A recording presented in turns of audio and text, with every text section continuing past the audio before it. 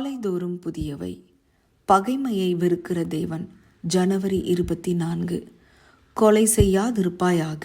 யாத்ராகமம் 20:13. தன் சகோதரனை பகைக்கிற எவனும் மனுஷ கொலை பாதகனாயிருக்கிறான் என்று 1 யோவான் 3:15 சொல்கிறது. தன் சகோதரனை வெறுப்பவனுக்குள் ஒரு கொலைக்காரனின் ஆவி இருக்கிறது. அவன் தன் எண்ணத்தை செயல்படுத்தினால் அவன் கொலைக்காரனாக இருப்பான். மனிதனுள்ளே வளர்க்கப்படும் மறைமுக விரோதம், பழிவாங்கும் மனநிலை, பொறாமை போன்றவை கொலை செய்யும் மனப்பாங்கை உருவாக்குகின்றன. மனித சட்டங்களின் தண்டனை பயம் இல்லாவிட்டால் இவர்கள் கொலைக்காரர்களாகவே இருப்பார்கள். நம் வாழ்க்கையில் எப்போதாவது வெறுப்பு, பொறாமை, பழிவாங்கும் எண்ணங்களுக்குள் நாம் விழுந்திருப்போம். அவை வெளிப்பட்டிருந்தால் உயிரை கொள்ளும் அளவுக்கு சென்றிருக்கும். தேவனுடைய கிருபை நம்மை ஆட்கொள்ளாதிருந்தால் நாம் எப்படிப்பட்டவர்களாகி இருப்போம்? அந்த கிருபையை உண்மை கிறிஸ்தவரின் வாழ்க்கையில் இத்தகைய தீய உணர்வுகளை அடக்குவதோடு நின்று விடாமல் அவற்றினிடத்தில் அன்பின் ஆவியை ஊன்றுகின்றது.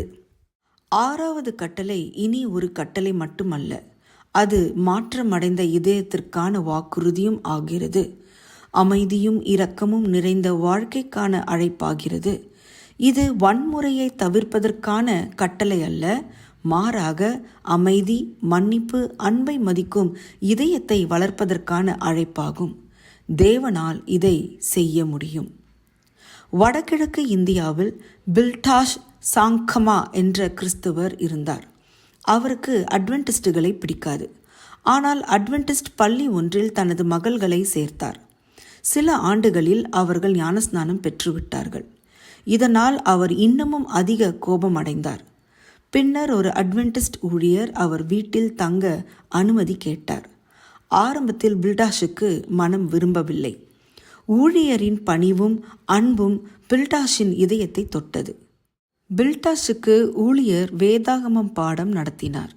பில்டாஷ் அவற்றை கேட்டபோது தேவனுடைய அன்பை உணர்ந்தார். ஆவியானவர் அவர் மனதை மாற்றினார். கோபம் குறைந்தது. அவரும் ஞானஸ்நானம் பெற்றார். முந்தைய சபை விசுவாசிகள் கேலி செய்தாலும் பில்டாஷ் சமாதானத்துடன் இருந்தார். தேவ அன்பு அவருக்குள் இருந்த வெறுப்பை நீக்கி அன்பாக மாற்றியது. ரோமர் 5:5. தேவன் ஒரு கட்டளை கொடுத்தால் அதை நிறைவேற்றுவதற்கான வல்லமையும் தருவார். இந்த கட்டளையின்படி நடக்க நமது ஆவியானவர் மூலமாக நம்முடைய உள்ளத்தில் அன்பை ஊற்றுவேன் என்று அவர் வாக்குத்தத்தம் கொடுத்திருக்கிறார். ஜெபம். அன்பின் பிதாவே, எங்கள் உள்ளத்தில் எப்பொழுதும் அன்பு பெருக்கெடுத்து ஓட உதவி செய்ய வேண்டுமாய் கெஞ்சுகிறேன். ஆமேன்.